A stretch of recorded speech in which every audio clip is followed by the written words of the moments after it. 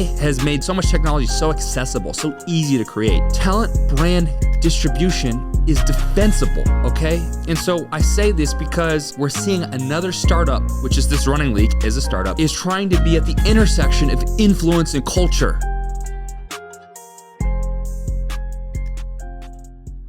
All right, welcome to another episode of the Athletes and Assets podcast. I'm your host, Noah Lack, and I bring on your favorite athletes to chat about entrepreneurship.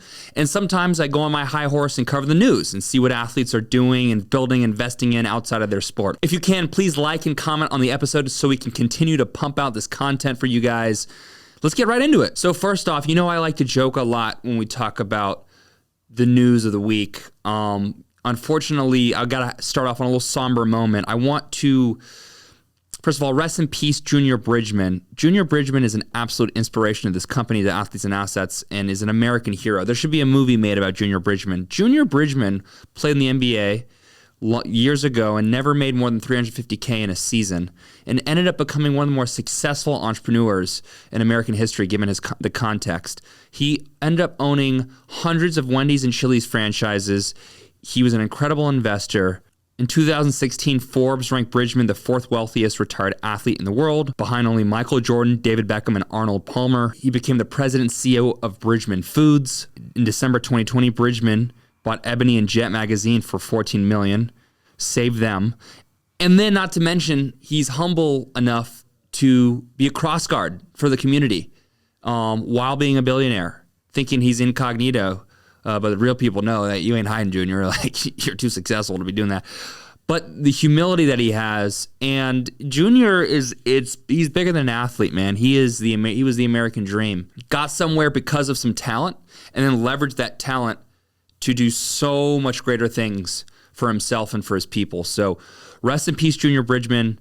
Thank you for everything that you've done. You've been an inspiration for me in this company, and your legacy lives on, sir. Salute. Okay, moving on. Ray Lewis and Damar Hamlin, two heavy hitters, are backing 1-8 Capital, which is looking to raise a $100 million health and wellness fund by the end of the year. 1-8 Capital founder and managing partner Alex Businger, who himself survived a near-fatal heart incident like Damar Hamlin, said his and Hamlin's stories brought us together. We've both had a new perspective on life and what's important to us.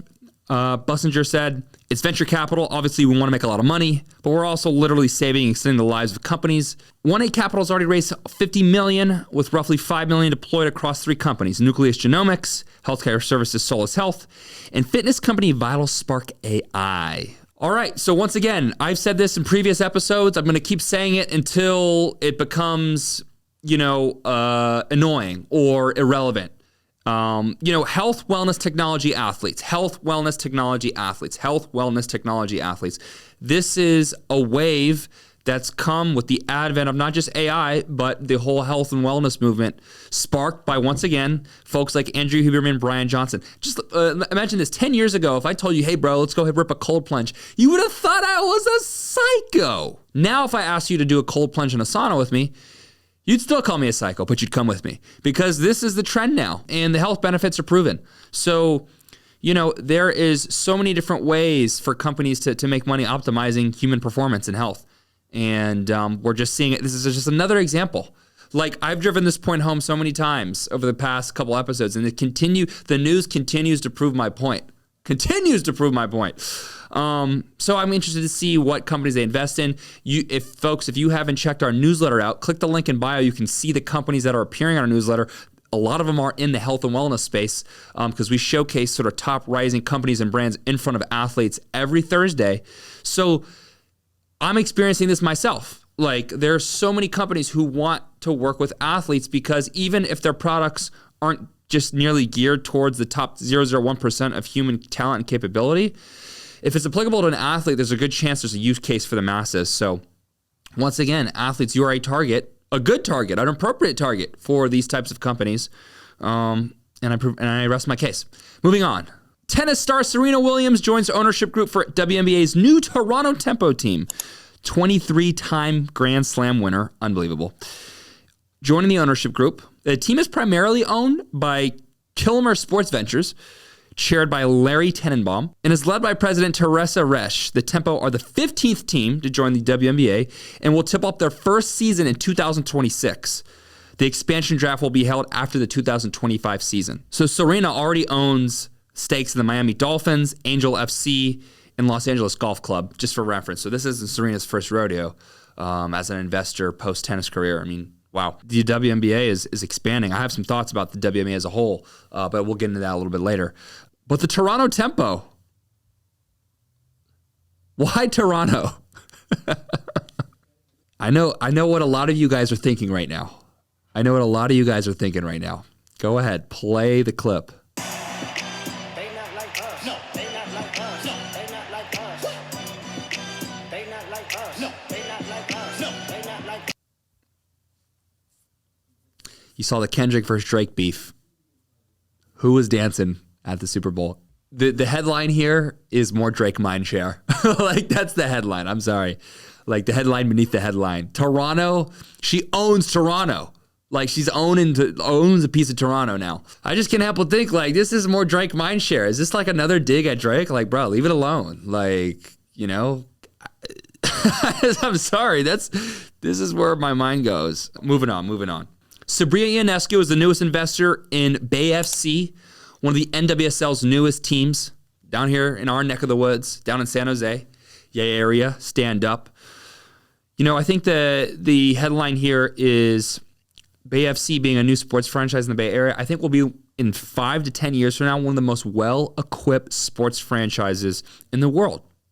Access to technology, fan engagement behavior, luxury seating, healthy food, and the ability to import the best players. You know, because women's sports has been such a hot investable asset class the last couple of years, and given Bay FC's proximity and given private equity's impact, Bay FC is going to be so well equipped for a sports club. They're going to be like the modern era, the new age sports club. I'm telling you, you're like, who cares? It's a women's soccer team in San Jose. Well, what's the significance? I'm telling you, you should care. Like, this is going to be such a well equipped organization, and they keep getting stronger and stronger with their leadership and organization. Like, I'm telling you, just go to a Bay FC game if you're in the Bay Area. In the 5 years from now, I'll feel like the future. The 49ers are a little bit on this curve. I'm telling you, any Silicon Valley sports team is ahead of the curve. Biased, I don't care. Moving on. Four-time Olympic champ Mo Farah is reinventing running through the launch of a new running league, Run GP. You've seen Sail GP? Play a clip of those sailboats racing. Welcome to the Port of LA and the Rolex Los Angeles Sail Grand Prix.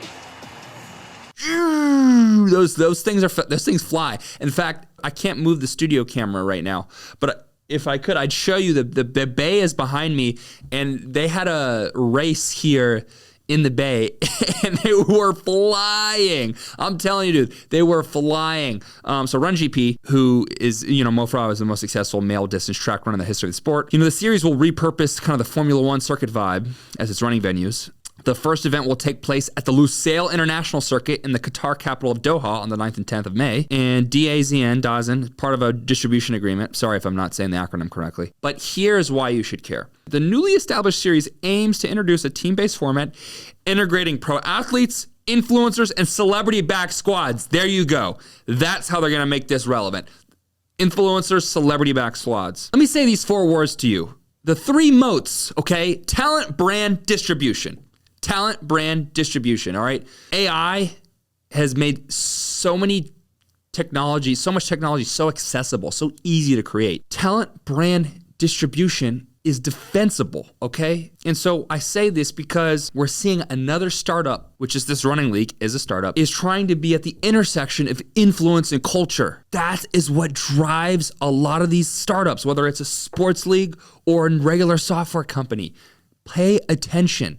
They want influencers. Notice we didn't say we're going to go chase legacy venture capital firms, which they may be doing, but I don't think so. We want to chase names because people follow people. And we want people to be associated with Run GP that you idolize and find of influence, okay? That's the headline here.